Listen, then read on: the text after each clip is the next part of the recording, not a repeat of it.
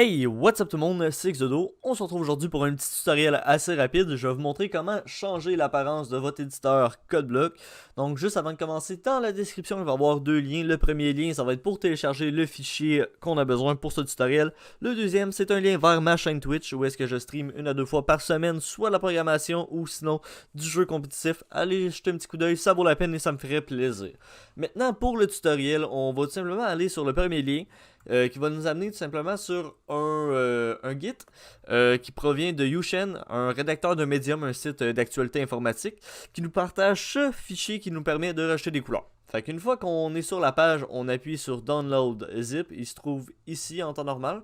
Une fois que c'est fait, vous allez l'enregistrer ou l'ouvrir. Moi, je vais tout simplement l'ouvrir. Une fois qu'on l'a ouvert, on va aller chercher le fichier colorteam.conf.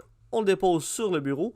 Une fois qu'il est sur le bureau, on va tout simplement appuyer sur la touche Windows. On va aller par la suite un petit peu plus bas dans la section des C pour trouver le dossier CodeBlock. Une fois qu'on a le dossier CodeBlock, on va aller vers le dernier qui s'appelle CodeBlock Share Config. Une fois que c'est fait, on clique dessus.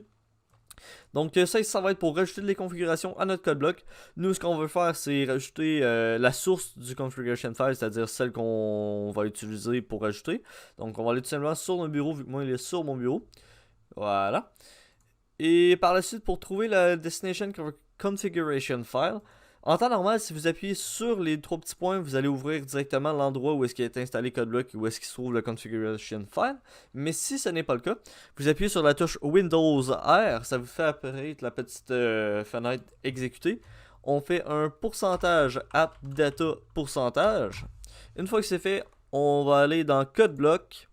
Et ici, vous pouvez voir qu'il y a default.conf. Fait que ce qu'on va faire, on va tout simplement copier la barre, l'adresse en fait. Fait qu'on va aller ici en haut, on clique, CTRL-C, CTRL, CTRL-C, CTRL-V ici. On fait Enter. On choisit default.conf. Une fois que c'est fait, on va faire transfer. Oh, avant, j'ai oublié, il faut les cocher toute la gang. Ça sera pas bien long. Fait que ça, c'est la petite partie un petit peu plus chiante. Faut tous les cocher si on veut avoir tout l'ensemble des thèmes de couleurs, en fait. Fait qu'on va faire transfer. Oui. Et par la suite, on fait save. Oui. On close. On rouvre CodeBlock. Par la suite, on va dans Setting, Editor, Syntax Highlight, si je me trompe pas, c'est ça? Oui. Et il faut voir qu'ici, on a plusieurs... on va avoir plusieurs couleurs qui vont être installées.